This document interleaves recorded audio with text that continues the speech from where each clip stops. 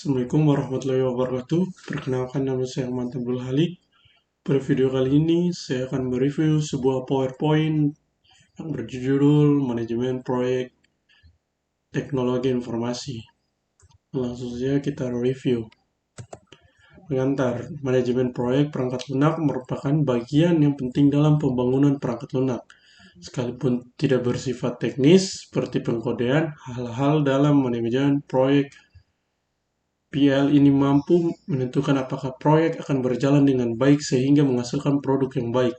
Hal-hal yang berkaitan dengan manajemen PL adalah pengelolaan personel dan koordinasi tim. Kedua, masalah. Ketiga, proses. Terus, terminologi. Manajemen proyek. Aplikasi pengetahuan, keahlian, alat bantu, dan teknik untuk mengelola aktivitas proyek dalam menghadapi kebutuhan stakeholders, klien, dan memprediksi berbagai hal-hal yang berkaitan dengan proyek. Atau dengan kata lain, manajemen proses melingkupi merencanakan, menyediakan staf, mengorganisasi, mengarahkan, dan mengontrol pengembangan sebuah sistem yang dapat diterima dengan biaya minimal dan dalam jangka waktu tertentu. Terus, manajemen personel, produk, dan proses. Manajemen proyek perangkat lunak mengatur 4 hal penting. Personel, masalah problem berkaitan dengan produk. Proses dan proyek tambahan tapi sangat penting. Terus, 4 hal ini berurutan mulai dari yang paling penting. Personel mendapat tempat paling penting karena tanpa personel yang baik dan tepat, maka 3 hal lain tidak bisa berjalan dengan baik. Terus, kategori personel. Proses pembangunan PL melibatkan banyak personel dan dikategorikan dalam 5 kategori. 1, yaitu manajer senior yang menentukan usaha yang dikerjakan dan pemegang keputusan dalam proyek. Kedua, manajer proyek teknis, pemimpin tim, yang membuat rencana, memotivasi, mengatur, dan mengendalikan praktisi yang mengerjakan PL. Ketiga, praktisi yang mengerjakan PL. Keempat, klien yang menentukan kebutuhan PL dan pihak lain yang berkaitan dengan hasil produk. Kelima, pengguna PL yang berinteraksi langsung dengan PL yang dibangun. Terus, pemimpin tim. Pemimpin tim PL di sini adalah manajer proyek. Seorang pemimpin tim diharuskan mempunyai keterampilan memimpin yang cukup. Seseorang tidak menjadi pemimpin tim secara kebetulan, tapi sungguh-sungguh karena punya kemampuan secara personal oleh pemimpin tim. Terus, kemampuan yang harus dimiliki oleh pemimpin tim. 1. Mampu memotivasi. 2. Mampu berorganisasi. Ketiga, mampu mendorong keluarnya ide-ide baru. Keempat, mencari penyelesaian masalah. Kelima, mampu menjadi manajer. Keenam, mampu menghargai kerja. Ketujuh, mampu mengenali tim. Proyek manajer individu yang menjaga dan mengatur jalannya manajemen proyek dan semua sumber daya, biaya staf, waktu, kualitas. Terus, masalah berkaitan dengan produk. Masalah sesuatu yang menghambat tercapainya tujuan atau goals. Oleh karena itu, kita harus mengamati masalah pada awal dimulainya sebuah proyek. Ruang lingkup masalah, konteks bagaimana PL yang dibangun dapat memenuhi sebuah sistem. Produk atau konteks bisnis yang besar, serta batasan apa yang ditentukan sebagai hasil dari konteks tersebut. Tujuan informasi, objek data pelanggan, apa yang dihasilkan sebagai output dari perangkat lunak. Fungsi dan untuk kerja, fungsi apa yang dapat dilakukan oleh PL untuk mentransformasi input data menjadi output. Adakah ciri kerja yang akan ditekankan. Terus project adalah urutan sementara aktivitas unik, kompleks, dan terkoneksi yang memiliki satu tujuan atau sasaran dan harus dilengkapi dengan waktu yang spesifik sesuai dengan anggaran dan sesuai dengan spesifikasi. Manajemen proses adalah aktivitas mendokumentasi, mengelola, dan secara terus-menerus memperbaiki proses dan pengembangan sistem. 3 hal yang harus diperhatikan dalam pengelolaan proyek. 1. Keterbatasan lingkup proyek, project constraint. Sesuatu yang secara potensial membatasi proses-proses dalam proyek meliputi 3 hal. 1. Time.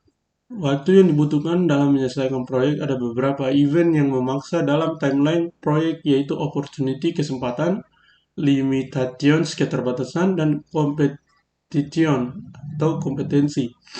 Kedua, cost, semua biaya yang dibutuhkan dalam proyek, semua sumber daya yang dibutuhkan untuk menyelesaikan proyek tergantung pada biaya. Pentingnya manajer proyek di sini adalah melakukan estimasi. Setelah itu adalah memonitor semua limitasi ini supaya proyek aman. Ketiga, quality. Semua hal yang dikerjakan dalam proyek harus menghasilkan sistem pada waktu dan dalam budget yang ditentukan, namun tetap dalam kualitas terbaik yang dapat dicapai.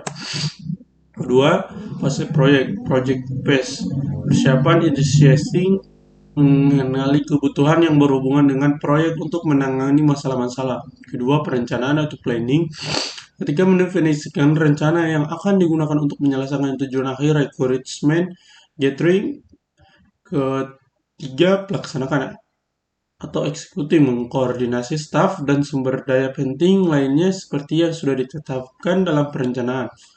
Keempat, pengawasan atau controlling. Monitoring secara konstan terhadap overall progress dalam proyek dan menjaga integritas tujuannya.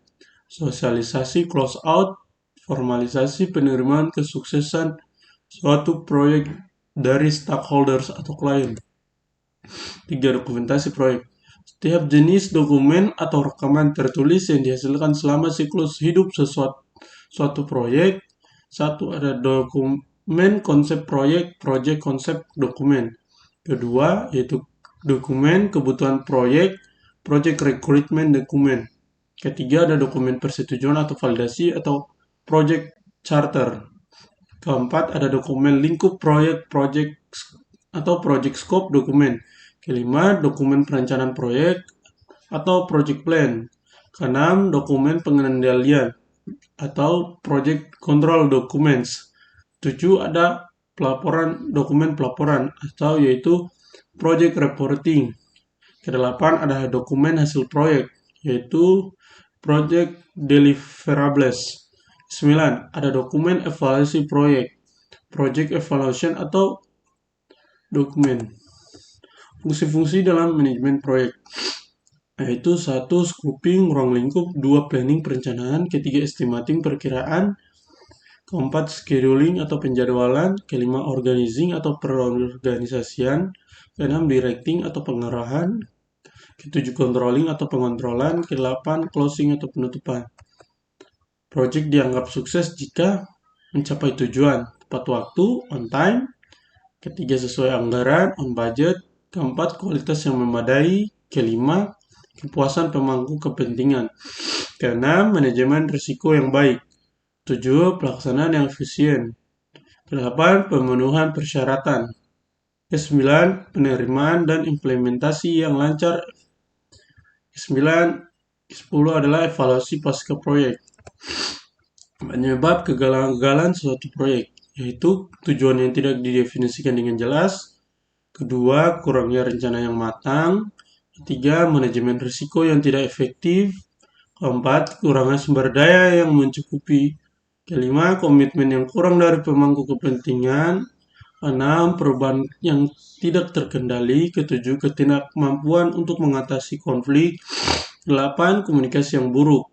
9. Ketidakmampuan untuk belajar dari kesalahan. 10. Tidak adanya pemantauan dan pengendalian yang cermat. 11. Perubahan lingkungan eksternal. Kompetensi manajer proyek. Seorang manajer proyek yang sukses harus memiliki beragam kompetensi dan keterampilan untuk mengelola proyek dengan efektif. Berikut adalah beberapa kompetensi yang harus dimiliki oleh seseorang manajer proyek.